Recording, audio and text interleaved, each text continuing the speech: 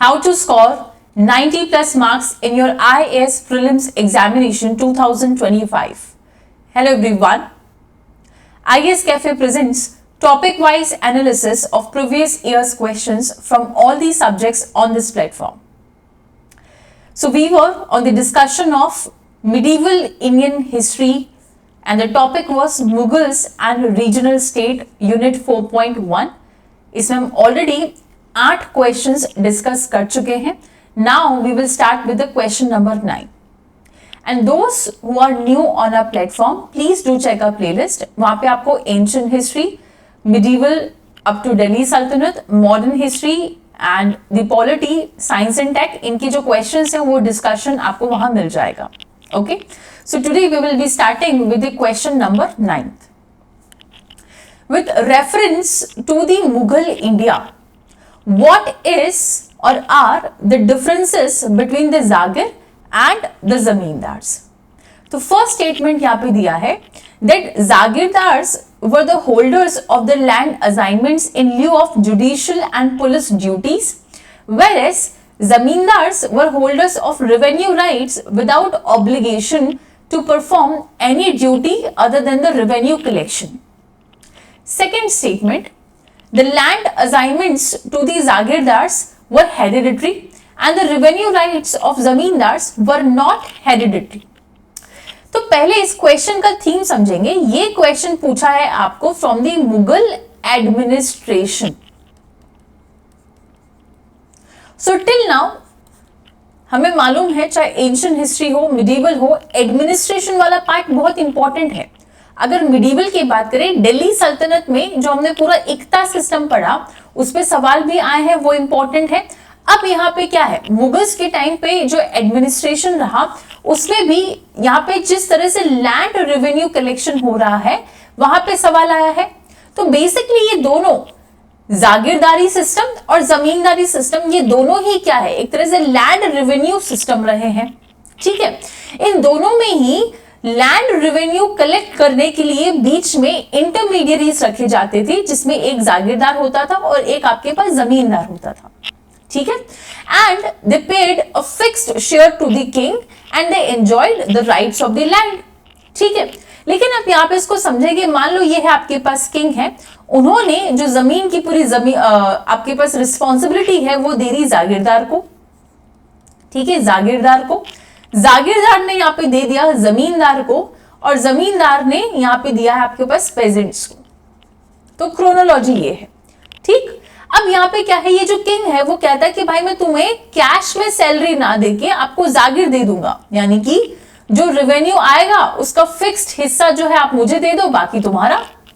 Right, ये तुम्हारी जागीर हुई. फिर जागीर क्या करता है, जमींदारी को रिस्पॉन्सिबिलिटी देता है और जमींदार का काम होता है पेजेंट से पैसे निकालना. तो ये लेमन लैंग्वेज में हो गया है ना.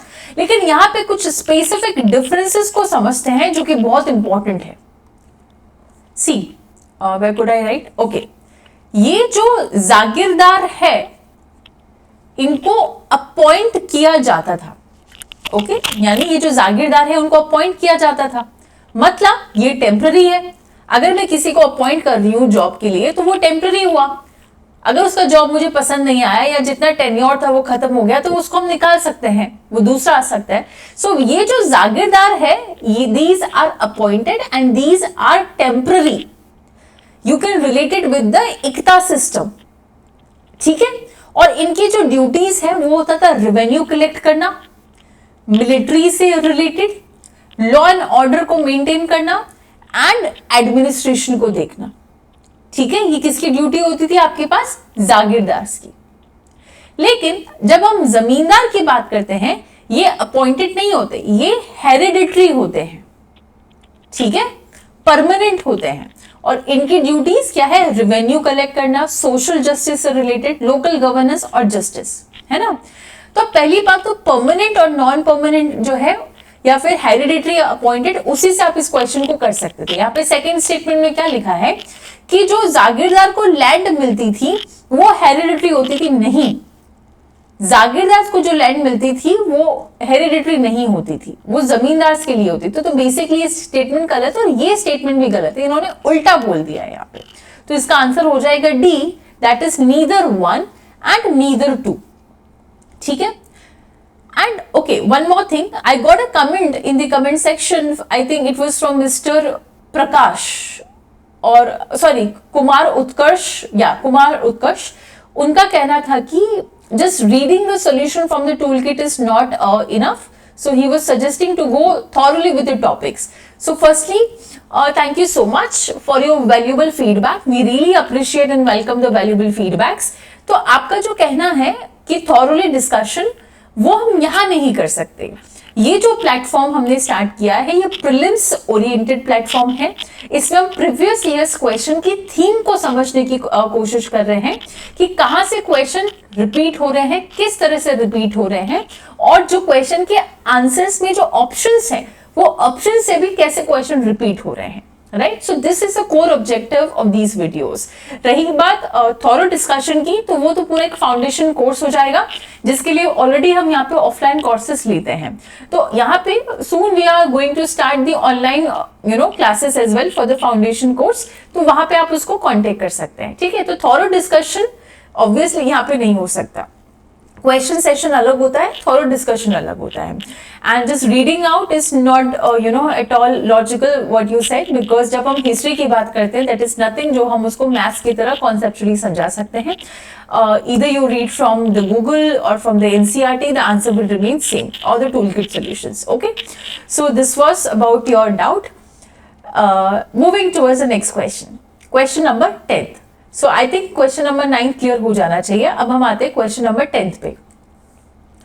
Who among the following Mughal emperor shifted their emphasis from illustrated manuscript to the album and individual portrait? Option number 1 Humayun, option number 2 Akbar, option number 3 Jahangir and option number 4 Shahjahan. तो इनमें से कौन है जिन्होंने अपना पूरा जो फोकस है वो शिफ्ट किया from manuscript to the album and individual portrait? देखो, पेंटिंग्स या फिर पोर्ट्रेट्स, इन सब की जब भी बात आती है आप आंख बंद करके जहांगीर के बारे में टिक कर देंगे। तो इसका आंसर तो डायरेक्ट था कि जहांगीर वॉज अ पर्सन, लेकिन यहाँ पे हम थोड़ा सा लंबा डिस्कशन करेंगे। हुमायूं की कंट्रीब्यूशन क्या थी, अकबर की कंट्रीब्यूशन क्या थी, जहांगीर और शाहजहां इनकी कंट्रीब्यूशन क्या रही है। सो इन चारों के बारे में हम थोड़ा थोड़ा डिटेल में या फिर ब्रीफली देख लेंगे what were their contributions, because ultimately इन चारों के बारे में सवाल आएगा, है ना। तो पहले जो मुगलपुरी एम्पायर रहा, डायनेस्टी रही, उसकी क्रोनोलॉजी को समझ लेते हैं। सबसे पहले बाबर आए, देन हुमायूं आते हैं, फिर थोड़े से समय के लिए शेरशाह सूरी जो है वो आते हैं, फिर वापस कौन आ जाते हैं, हुमायूं आते हैं, है ना। Then we have the Akbar, Akbar के बाद जहांगीर, फिर आपके पास शेरशाह है, और फिर आपके पास कौन है, सॉरी औरंगजेब। तो ये आपके पास क्रोनोलॉजी आपको मालूम होनी चाहिए। सबसे पहले बाबर का जो कंट्रीब्यूशन है, सो बेसिकली यहाँ पे पूरा मुगल हम थोड़ा बहुत रिवाइज कर रहे हैं। बाबर की कंट्रीब्यूशन की बात करें या फिर उनसे रिलेटेड इंपॉर्टेंट इवेंट की बात करते हैं, so it is related with the battle of Panipat. जो लास्ट लोधी रूलर रहे, जो कि कौन थे, इब्राहिम लोधी। सो इब्राहिम लोधी और बाबर के बीच में पानीपत में एक बैटल हुआ था, और उस बैटल में बाबर जीते और इब्राहिम लोधी हार गए थे, and as a result Babur established the Mughal dynasty. ठीक है, ठीक है। तो फर्स्ट बैटल ऑफ पानीपत याद रहेगा, first battle of Panipat, Babur versus Ibrahim Lodi. So Ibrahim Lodi इसमें हार गए थे एंड बाबर इसमें जीत गए थे। Now important point is what led Babur to come India and invade and fight with the Ibrahim Lodi. So what were the factors? Number 1, इस टाइम पे बाबर जो है काबुल में थे, और काबुल में एक तो उनके मन में ये आ रहा था कि इंडिया के पास पैसा बहुत है, लाइक उनको जो वेल्थ है वो अट्रैक्ट कर रही थी, बिकॉज फादर साइड जो है, बाबर की father side was Timur, and Timur एक बार इंडिया आ चुके थे, और उनकी स्टोरीज में उन्होंने सुना था कि yes, India is a wealthy place, India is a wealthy region. So number 1 reason was कि Babur was attracted by the wealth of India. ठीक। सेकंड, जो उज्बेक है उनका खतरा लग रहा था कि उज़्बेक, बाबर को लग रहा था ये जो उज़्बेक्स है काबुल पे अटैक कर देगा, और वहां पे उनका कुछ खास खर्चा नहीं निकल रहा था, उनका पैसा आमदनी वहां पे बन नहीं पा रहा था। तो उनको लगा कि yes, this is the right time to we can invade over India. ठीक, लेकिन इंडिया में उस वक्त क्या कंडीशन थी? इंडिया में वहां पे आपके पास इब्राहिम लोदी रूल कर रहे थे, जिनका बहुत ही बड़ा लार्ज सेंट्रलाइज एम्पायर था। तो इब्राहिम लोदी जैसे जैसे अपना एम्पायर बड़े कर रहे थे, तो उसकी वजह से एक तरफ जो राजपूत थे और दूसरी तरफ जो अफगान के रूलर्स थे उनको दिक्कत हो रही थी, क्योंकि इब्राहिम लोदी पावरफुल थे, इब्राहिम लोदी अपना एम्पायर बढ़ा रहे थे। तो जब वो अपना एम्पायर बढ़ा रहे थे तो राजपूत जो है, अफगान रूलर्स जो है, उनको इस चीज में दिक्कत हो रही थी। अब वहां पे अफगान रूलर्स में एक नाम है दौलत खान, राइट, दौलत खान लोदी। तो ये सब इब्राहिम लोदी के अगेंस्ट थे। तो हुआ क्या, शॉर्ट में समझेंगे। फर्स्ट बैटल ऑफ पानीपत में एक तरफ इब्राहिम लोदी और दूसरी तरफ बाबर, और बाबर का साथ दिया इब्राहिम लोदी के जो दुश्मन थे। राजपूत में से अगर हम बात करें तो राणा सांगा जो मेवाड़ के हैं वो भी बाबर के साथ मिल गए, और अफगान रूलर्स की अगर बात करें तो जो दौलत खान है वो भी बाबर के साथ मिल गए। So as a result in the first battle of Panipat हमारे पास एक तरफ इब्राहिम लोदी और दूसरी तरफ बाबर, राणा सांगा और दौलत खान ये थे। तो ऑब्वियसली यहाँ पे जो इब्राहिम लोदी है वो हार गए थे, and Babur established the Mughals dynasty. And as a result ये बहुत ही इंपॉर्टेंट इवेंट है कि लोदी डायनेस्टी यहाँ पे खत्म हो जाती है। अब मेंस में एक सवाल पूछा है, वो थर्ड बैटल ऑफ पानीपत से रिलेटेड है, बट क्वेश्चन का जो ऑब्जेक्टिव है वो थर्ड फर्स्ट नहीं है, वो है पानीपत। कि बड़े बड़े एम्पायर, बड़े बड़े सारे लोग why they are fighting for the Panipat location, Panipat जो लोकेशन है उसके लिए क्यों इतने बैटल्स हो रहे हैं, why, what is the importance of this Panipat, ये मेंस में सवाल आया हुआ है। तो इसका आंसर आप लोग कमेंट सेक्शन में लिखेंगे, why major battles were fought on the Panipat. ठीक है, अब हम आते हैं आगे। बाबर की इंपॉर्टेंट जितनी भी बैटल्स थी, प्लीज याद रखिएगा बैटल्स के नाम और ईयर। सो बेसिकली बाबर ने लगातार 3 से 4 बैटल्स लड़े, तो उनमें से एक तो यही हो गया battle of Panipat, first battle of Panipat which was in 1526। Okay, so अगले ही साल 1527 में यहाँ पे अच्छा ये भी याद रखेंगे 1526 जो बैटल ऑफ पानीपत है, इसमें एक तरफ बाबर के साथ साथ दिया राणा सांगा ने और दौलत खान ने वर्सेस इब्राहिम लोदी। अब अगले ही साल 1527 में जिन्होंने इनका साथ दिया उन्हीं के खिलाफ इनकी लड़ाई हो गई, that is battle of Khanwa. तो it was Babur versus Rana Sanga plus Afghan rulers, है ना, जिसने पहले साथ दिया उन्हीं के साथ ये लड़ रहे। ठीक है, तो 1526 में फर्स्ट बैटल ऑफ पानीपत, 1527 में battle of Khanwa, that is Babur versus Rana Sanga plus Afghan के जो सोल्जर्स थे। देन अगले साल 1528 में बैटल ऑफ चंदेरी हुआ। ये बैटल ऑफ चंदेरी जो है राणा सांगा प्लस मेदिनी रॉय वर्सेस बाबर था। और अगले साल that is battle of Ghaggar जो 1529 में हुआ, अगले ही साल, that was Babur versus Afghan के जो रूलर्स थे और नसरत शाह जो है उनके बीच में ये हुआ। तो कंटिन्यूअसली बाबर ने 4 फाइट करी। ठीक, so what are the important areas of question of the Mughal dynasty का पहला रूलर बाबर। हमने क्या बोला, हम रिवाइज करें पूरा मुगल। ठीक है, उस पूरे मुगल में सबसे पहले बाबर आते हैं, हुमायूं आते हैं, अकबर आते हैं, जहांगीर आते हैं, शाहजहां आते हैं और औरंगजेब आते हैं, है ना।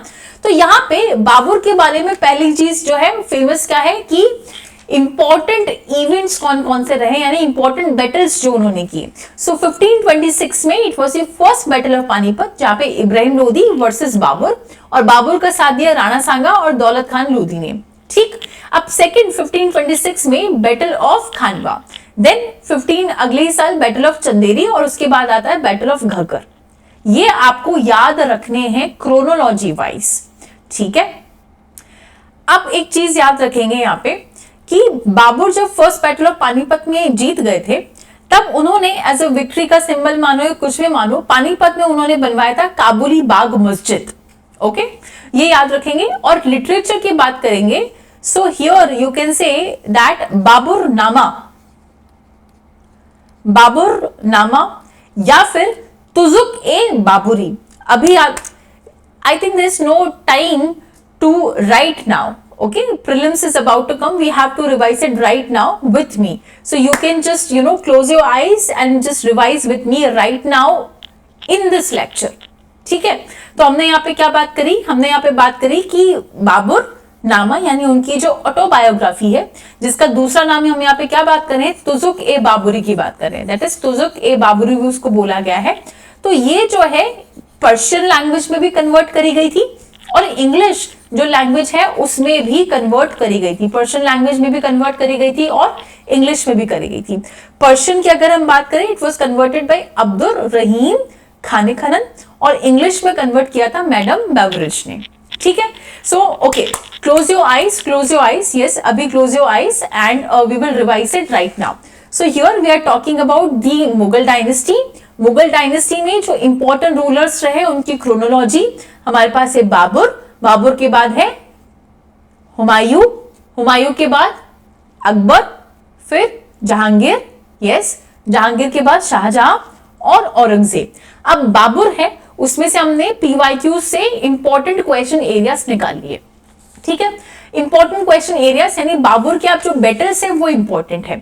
बाबर ने लगातार 4 बैटल जो है वो लड़ी। सबसे पहली बैटल थी battle of Panipat, battle of Panipat 1526। ठीक, यहाँ पे बाबर वर्सेस इब्राहिम लोदी, यानी कि एक तरफ इब्राहिम लोदी और दूसरी तरफ कौन थे? बाबर। बाबर के साथ देने वाले राजपूत रूलर कौन थे? राजपूत की साइड से कौन था? राणा सांगा ऑफ मेवाड़। अफगान रूलर की तरफ से कौन था? दौलत खान लोदी। ठीक है, इसी एरिया से मेंस में क्या क्वेश्चन पूछा है? Importance of Panipat. तो इसका आंसर आपको कहां देना है? कमेंट सेक्शन में देना है। ठीक है, अगले साल 1527 में battle of Khanwa, battle of Khanwa. तो पहली बैटल में जिन्होंने साथ दिया था उन्हीं के साथ अब कहां हो रहा है? यहाँ पे लड़ाई हो रही है। तो एक तरफ बैटल ऑफ खानवा जो है राणा सांगा, दौलत खान लोदी वर्सेस यहाँ पे क्या है? बाबर। ये इंपॉर्टेंट है एक चीज कि जो बैटल ऑफ खानवा है उसको यहाँ पे बाबर ने जिहाद का नाम दे दिया, रिलीजन वाला फैक्टर इसमें घुसा दिया, है ना। फिर है आपके पास बैटल ऑफ चंदेरी, ये है आपके पास राणा सांगा प्लस मेदिनी रॉय वर्सेस बाबर, और लास्ट में है आपके पास बैटल ऑफ घग्गर। ठीक है, और बैटल ऑफ जो पानीपत है उसमें जीतने के बाद इन्होंने क्या बनवाया था? काबुली चना होता है ना वो वाला। तो काबुली बाग मस्जिद जो है वो इन्होंने बनाई। और इनकी लिटरेचर की बात करते हैं तो बाबरनामा या फिर तुजुक-ए बाबरी जो इनकी ऑटोबायोग्राफी रही उसको पर्शियन लैंग्वेज में कन्वर्ट किया भाई अब्दुल रहीम खाने खनन और इंग्लिश में किया भाई मैडम बेवरेजी। ठीक, अब बाबर के बाद है हुमायूं जो कि आपके पास ऑप्शन में पहला चीज दे रखा है सो बाबर हमने देखा कि वो कॉन्टिन्यूसली बैटल में बिजी थे तो उनको ये पेंटिंग इन सब का टाइम तो नहीं रहा होगा। ठीक, बाबर के बाद हुमायूं जो आए उनके पास बहुत सारी प्रॉब्लम्स छूटी हुई थी बाबर की ही देन, तो वो उन्हीं को सॉल्व करने में रह गए। ठीक है, जैसे कि जो एडमिनिस्ट्रेशन है वो बिल्कुल भी कंसोलिडेटेड नहीं था, फाइनेंसेस बिल्कुल भी सेफ नहीं थे, और बाबर ने जहां जहां बैटल्स करी यानी कि जैसे कि अफगान रूलर्स के साथ वो पूरी तरह से अभी भी सबड्यू नहीं हुए थे, तो उनको हर तरीके से खतरा था। अगर मेजरली अगर हम बात करते हैं ईस्ट में उनको अफगानिस्तान की तरफ से अफगान रूलर्स की तरफ से खतरा था, गुजरात में जो बहादुर शाह है वो बैठे हुए थे। ठीक है, so even Humayun did not get any time for the paintings and all those extra curricular activities आप बोल सकते हो। सो हुमायूं की इंपॉर्टेंट बैटल्स देखो, ये बैटल्स की क्रोनोलॉजी याद रख लेना क्योंकि ये पूछ लेते हैं कि कौन सा बैटल पहले और कौन सा बाद में हुआ। तो बाबर की 4 बैटल आप याद रखेंगे, battle of Panipat, battle of Khanwa, battle of Chanderi. ठीक है, वो सब आप यहाँ पे याद रखेंगे 4 बैटल्स उनकी। उसके बाद में 1539 बैटल ऑफ चौसा होता है, हुमायूं वर्सेस शेर शाह जो कि एक अफगान रूलर थे। ठीक है, 1539 battle of Chausa, Humayun versus Sher Shah. और अगले साल बैटल ऑफ कन्नौज होता है जहां पे फाइनली सूरी डायनेस्टी का एस्टैब्लिशमेंट हो जाते हैं, हुमायूं हार जाते हैं। लेकिन आगे जाके हम देखेंगे कि बहुत साल बाद 1555 में वापस हुमायूं जीत जाते हैं। है ना, क्योंकि बैटल ऑफ सामेल होता है 1544 में अफगान और वर्सेस राजपूत, और 1555 में जो हुमायूं है वो वापस जीत जाते हैं। सो हुमायूं में ज्यादा डिटेल में हम नहीं जाएंगे, इतना याद रखेंगे कि that he was already dealing with the many political problems जो कि बाबर की वजह से छूट रखी थी। इंपॉर्टेंट जो बैटल्स है, battle of Chausa, battle of Kannauj, ठीक, और बैटल ऑफ सामेल। अब हम बात करते हैं, where can I write this, we are talking about Humayun, okay, give me a second, या so we are talking about Humayun. So अगर हम इनके बाद जो शेर शाह सूरी जब आए थे, क्योंकि हुमायूं को हरा के जब सूरी डायनेस्टी स्टैब्लिश हो गई थी through the battle of Kannauj, तो इनके कंट्रीब्यूशन की बात करते हैं। सबसे पहले शेर शाह सूरी ने हर 1-2 किलोमीटर में सराय जो है उसका कंस्ट्रक्शन करवाया, ठीक है, सराय, it was used for the दल चौकी, चौकीदारी करना टाइप्स, ठीक। और इनके टाइम पे जो एडमिनिस्ट्रेशन था वो लगभग दिल्ली सल्तनत की तरह ही था, यानी एकता है, शिक है, प्रोविंसेस है, विलेजेस है, ओके।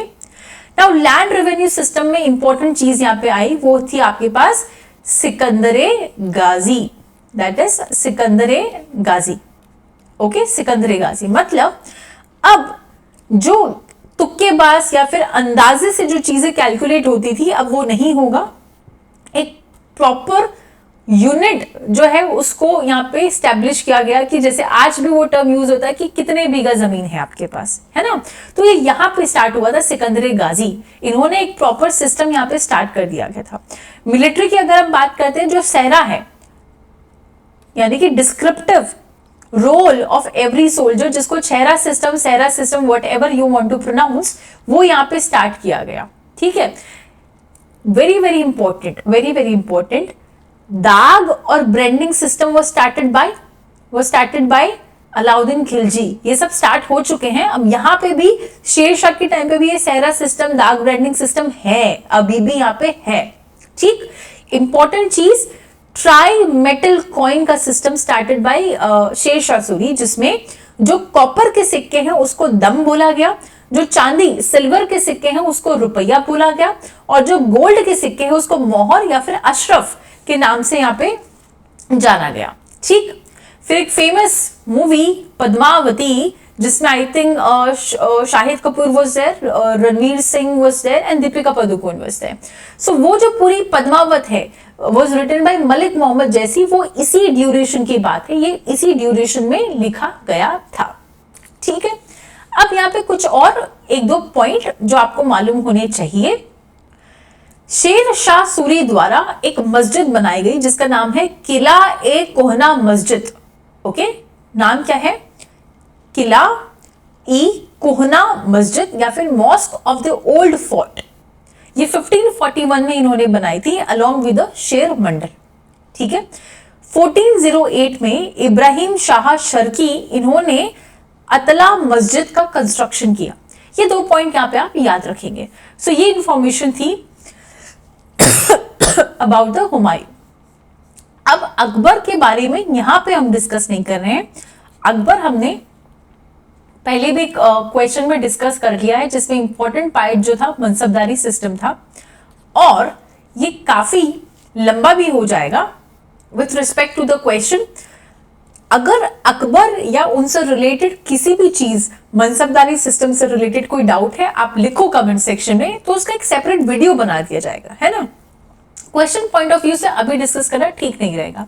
फिर हमारे पास आते हैं जहांगीर। जहांगीर का कंट्रीब्यूशन बहुत ज्यादा था पेंटिंग्स में, okay.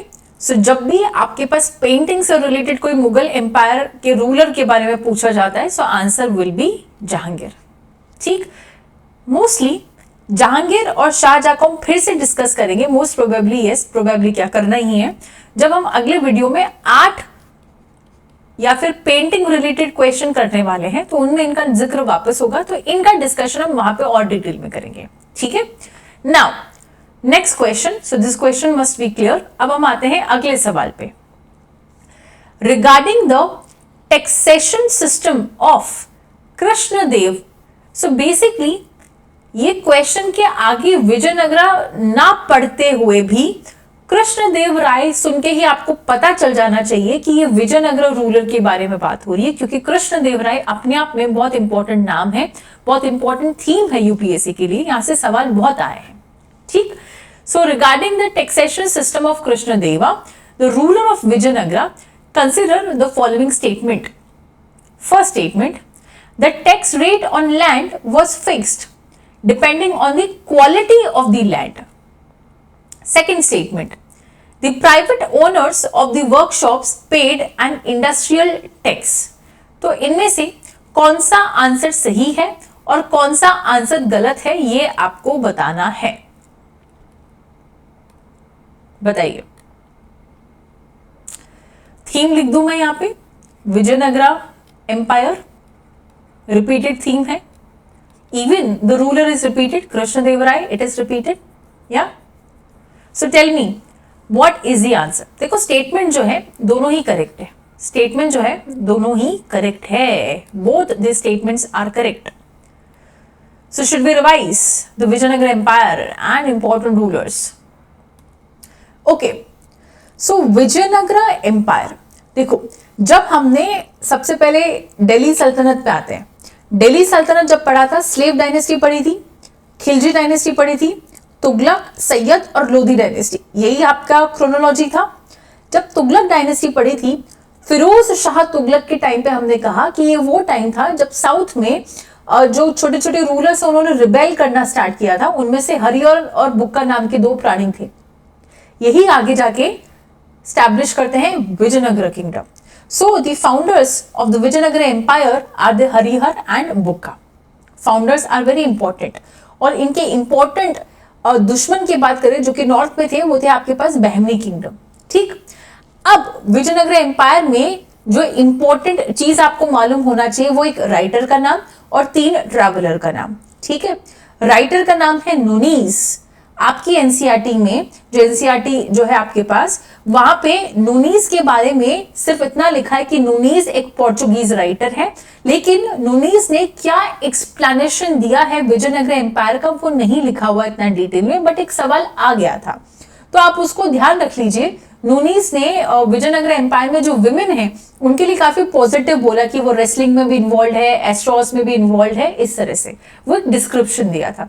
So now we know कि क्वेश्चन उसमें आ चुका है, तो हम नूनीस के बारे में ये डिटेल इंफॉर्मेशन इतनी जो है ध्यान रखेंगे, है ना। सो विजयनगर एम्पायर के फाउंडर हरिहर एंड बुक्का, उनके टाइम पे important writer Nunes Portuguese writer थे, विमेन की गुड कंडीशंस के बारे में उन्होंने बताया। ठीक, अब इसके बाद 4 ट्रेवलर बहुत ज्यादा फेमस हैं। एक है आपके पास निकोलो कोंटाई। निकोलो कोंटाई ये एक इटालियन ट्रैवलर थे। इसके बाद है हमारे पास अब्दुल रजाक, ये एक पर्शियन ट्रैवलर थे। फिर है हमारे पास इब्न बतूता, मोरक्कन ट्रैवलर है, और डोमिंगो पायस, ये एक पोर्चुगीज ट्रैवलर है। ठीक है, सो आंख बंद करेंगे, अभी के अभी आंख बंद करेंगे। हम पढ़ रहे हैं विजयनगर एम्पायर के बारे में। विजयनगर एम्पायर के जो फाउंडर है वो कौन है? हरिहर एंड बुक्का है। अब यहाँ पे हमको 4 चीजें मालूम होनी चाहिए, जो कि 4 नाम है ट्रेवलर्स के। वो है आपके पास कौन? इब्न बतूता, कौन है? मोरक्कन ट्रेवलर है। फिर आपके पास निकोलो कोंटाई, कौन है? इटालियन ट्रेवलर है। फिर कौन है? अब्दुल रजाक। फिर कौन है? डोमिंगस पायस। और एक इंपॉर्टेंट राइटर जो कि नूनीस है, वो पोर्चुगीज है, उन्होंने विमेन की कंडीशन में पूछा। सवाल उल्टा भी आ सकता है कि नूनीस कौन से रूलर या फिर कौन से एम्पायर के टाइम पे राइटर था, तो आंसर क्या हो जाएगा? विजयनगर एम्पायर। ठीक, अब आते हैं विजयनगर एम्पायर का एडमिनिस्ट्रेशन सिस्टम के लिए एक टर्म है, वो है अमरनायक सिस्टम। होता क्या था, विजयनगर एम्पायर में जो मिलिट्री कमांडर्स है उनको लैंड दे दी जाती थी संभालने के लिए। उस लैंड को अमरम बोला गया, उस लैंड को अमरम बोला गया। तो यहां से एक पूरा सिस्टम फेमस है, that is the Amaranayaka system of Vijayanagar empire. ठीक है, ये क्लियर है। अब हम आते हैं डायनेस्टीज। पूरे विजयनगर एम्पायर में 4 dynasties are famous: Sangam dynasty, Saluva dynasty, Tuluva dynasty and the Aravadu dynasty. Okay, we have the Sangam, we have this Saluva, Tuluva और अरावडू डायनेस्टी। तो ये बहुत ज्यादा यहाँ पे क्या है, फेमस है विजयनगर एम्पायर की। ठीक, अब जो फाउंडर्स थे they belong from the Sangam dynasty, that is Harihar and जो बुका है वो वहां से बिलोंग करते थे। ठीक, अब इसी के साथ सारे इंपॉर्टेंट जो राइटर जो रूलर्स है उनके बारे में बात करते हैं। हमारे पास हरिहर वन जो कि फाउंडर्स रहे, he was the master of eastern and the western sea. देखो ये इंपॉर्टेंट है, विजयनगर एम्पायर अपने आप में बहुत इंपॉर्टेंट है। कौन से रूलर की क्या खासियत थी, यहाँ का एडमिनिस्ट्रेशन क्या था, इस टाइप पर राइटर ट्रैवलर, ये सब पे सवाल आए हैं, ये इंपॉर्टेंट है, तो ध्यान से सुनेंगे, अभी कभी याद करेंगे। सबसे इंपॉर्टेंट, सबसे पहला जो रूलर है वो है Harihara one, he was the master of western and the eastern sea coast. फिर आपके पास कौन है, बुका राय वन। ये जो बुका राय वन है इनका गोवा पे और ये जो पूरा तुंगभद्रा कृष्णा दुआब वाला एरिया है वहां पे सॉरी, वहां पे इनकी बहुत अच्छी पकड़ थी।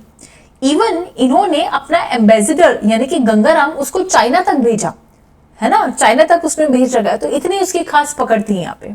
ठीक है, फिर यहाँ पे है देवराय वन। देवराय वन बहुत इंपॉर्टेंट है क्योंकि जो तुंगभद्रा रिवर है उस तुंगभद्रा रिवर पे देवराय वन ने डैम जो है कंस्ट्रक्ट किया। ओके, ही कंस्ट्रक्टेड अ डैम। और अगर हम देवराय टू की बात करते हैं, ये बहुत ज्यादा सक्सेसफुल रहे, इन्होंने श्रीलंका को इन्वेड किया था। ठीक, फिर आपके पास मल्लिकार्जुन राय है, वीरूपक्षा है। वीरूपक्षा के टाइम पे एम्पायर थोड़ा सा नीचे जाने लगा, वो प्लेजर, वाइन, अयाशी, पार्टीज उसी में रह गए, है ना। और इंपॉर्टेंट रूलर एक जो है वो है आपके पास कृष्णदेव राय। इनके टाइम पे जो टैक्सेशन सिस्टम था वो बहुत इंपॉर्टेंट था। यहाँ पे अगर हम लैंड टैक्स की बात करते हैं, वो बहुत ही इंपॉर्टेंट सोर्स ऑफ इनकम रहा। अगर सबसे इंपॉर्टेंट इनकी जो सोर्स ऑफ इनकम थी वो क्या था, लैंड रेवेन्यू सिस्टम। ठीक है, तो यहाँ पे ये जो कृष्णदेव राय है ये नाम अपने आप में बहुत बहुत बहुत इंपॉर्टेंट हो जाता है। अब लिटरेरी वर्क की अगर हम बात करें तो यहाँ पे एक है अमुक्त मर्यादा, अमुक्त मर्यादा, और एक है जम्बावती कल्याणम, और एक है मदालसा चरिता, और एक है सत्यावधु। ये बहुत इंपॉर्टेंट नाम है जो कि विजयनगर एम्पायर से रिलेटेड आप याद रखेंगे।